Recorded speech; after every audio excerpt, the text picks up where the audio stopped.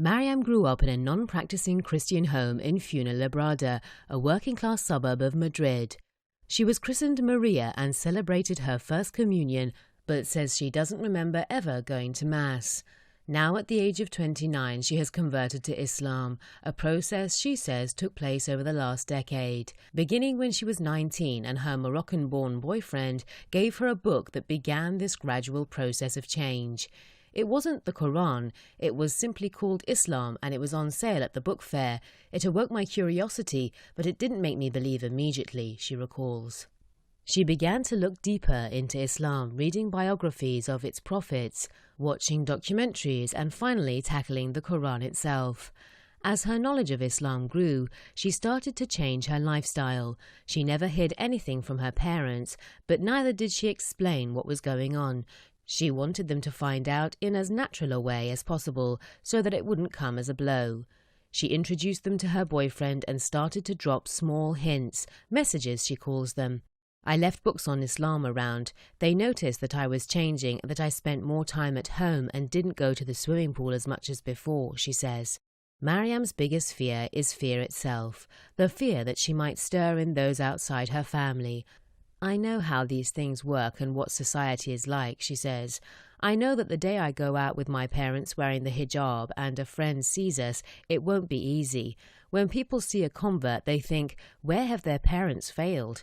That's what I want to spare them. I don't want them to suffer. Because of this, Maryam is managing her conversion on 2 levels, combining her own culture with her adopted faith. She is in no hurry. For example, she doesn't cover her head when she goes out with her family. They have seen the scarves and the abayas, but they have never seen me dressed like that, she explains. Allah willing, I'm going to be around for a while, so it's better to go slowly. Maryam has spent the last 3 years observing Ramadan. She went to the mosque on the M30, which is her favourite, and to her boyfriend's family home where she celebrated iftar, the dinner that marks the end of Ramadan.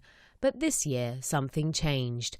Last Monday I got up and decided I didn't want to spend another second not being a Muslim. I considered I had enough knowledge to take the step. It's been a long time, she explains. She asked her closest friends and her boyfriend to come to the mosque in Al-Sunnah, the Islamic center in Fuenlabrada, and there in front of an imam she recited the Shahada, one of the 5 pillars of the Muslim faith containing the precepts of Islam. I pronounced the Arabic very badly. I was very nervous because I'd been wanting to do this for a long time. I got tearful and lost my place, she recalls, smiling. It was very emotional. I felt at peace. You can do it alone, in private, or with more people. I decided to do it as I did because it's good for the community. She is planning to marry her boyfriend, but she insists on separating the 2 things. I know that 99% of people will think I have converted for love, that I have done this for a boy, she says, but he would be the first to say that would be wrong.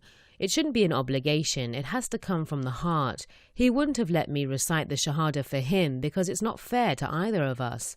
Maryam says that if the marriage does work, she will continue in the Islamic faith.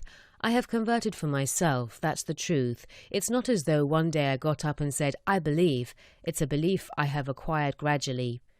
Like the majority of Muslims, Maryam believes that Spanish society is steeped in prejudice where Islam is concerned. In part, she blames the media for distorting the truth and focusing on the negative. She looks sad when she talks about Syria or the attacks on Brussels, pulling a face when she mentions the so-called Islamic State. Religion gets confused with culture, she says. It's true that there are Muslim countries where violence against women goes unpunished, but it is not allowed in Islam. It is not the religion that's to blame, it is the people and lack of education, she says. For Maryam, conversion brought her a feeling of liberation. She says she feels happier and more satisfied with her new self, which she describes as more balanced. I wear a headscarf when I go out and I feel free. Isn't that strange? When I put on the scarf and see that nobody looks at me and nobody annoys me, that to me is freedom, to be able to wear what I like, covering myself up, she says. But for now, she will continue to study Arabic and focus on helping to alleviate her family's fears. But because of the nature of her conversion, she is confident that her fears can be managed. She can't remember when she stopped being Maria to become Maryam. It's easier for Muslims to pronounce, and so they started to call me that, she explains. The real challenge will be learning how to combine my own culture with my adopted culture, and the hijab, for example, she says, adding that she is Maryam and also Maria.